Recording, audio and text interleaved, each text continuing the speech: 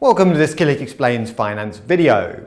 This week, I'm going to look at 4 reasons to become a saver. Sounds pretty straightforward. Actually, one of the reasons is the reason most people think they save, but there are 2 or 3 others which hide a broader reason to become a saver.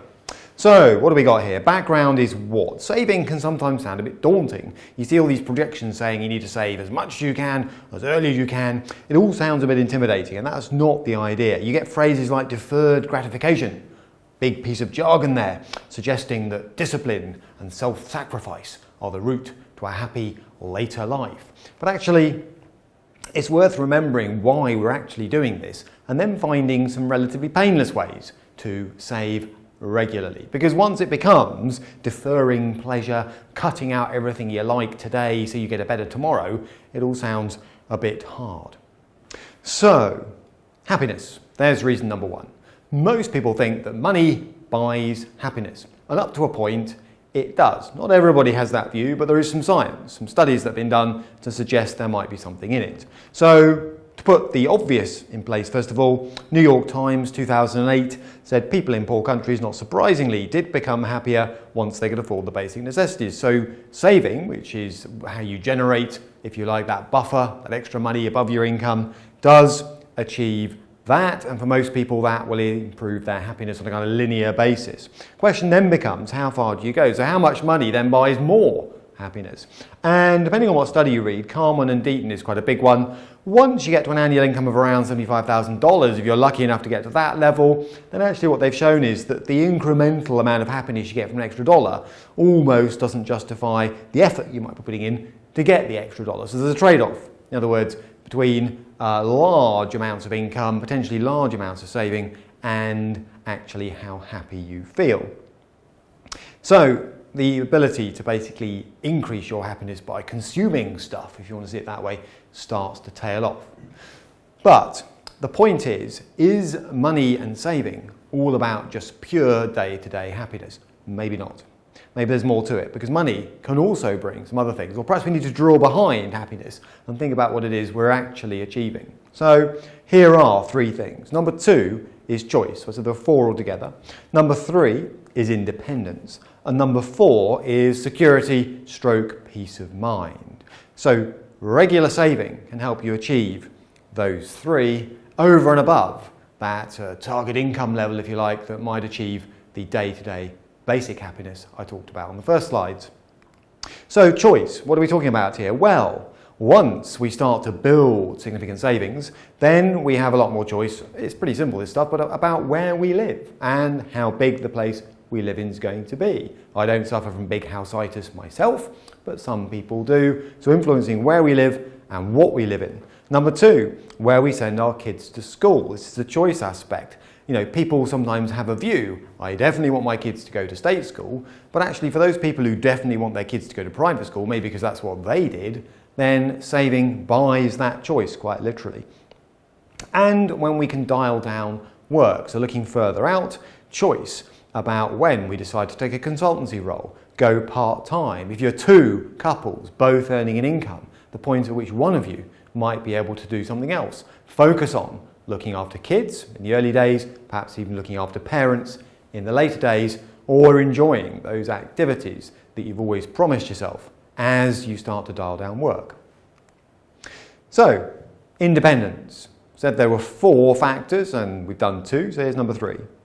This is the ability to make your own financial decisions. You don't want to be dependent on a bank, a lender, a building society. You don't want to carry debt, ideally, all the way through your life. You don't want to be sitting there with credit cards costing you an APR, an annual rate of 20-30%.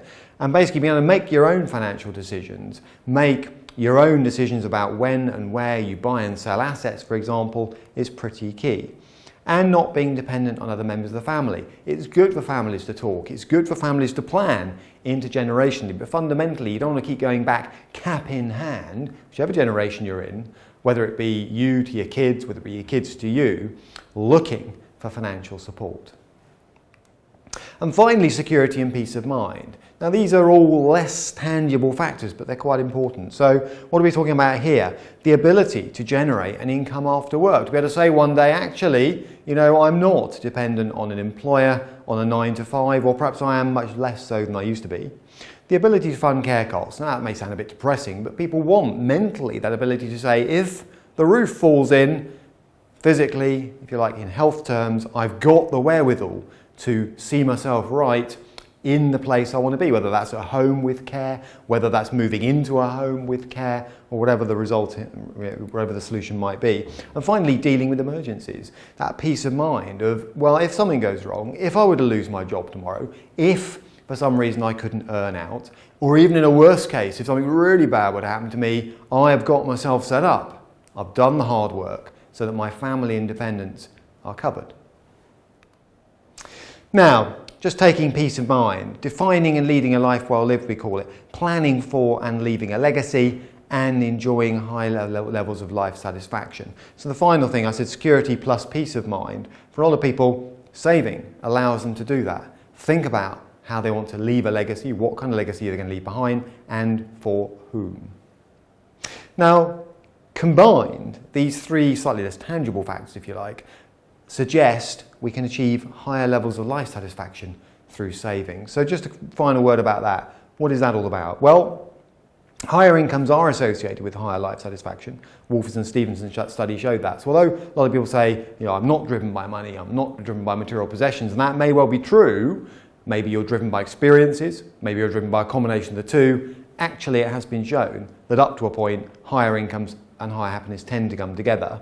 And this seems to apply at an individual level and also a countrywide level. So on average, it does seem to be that statement is true.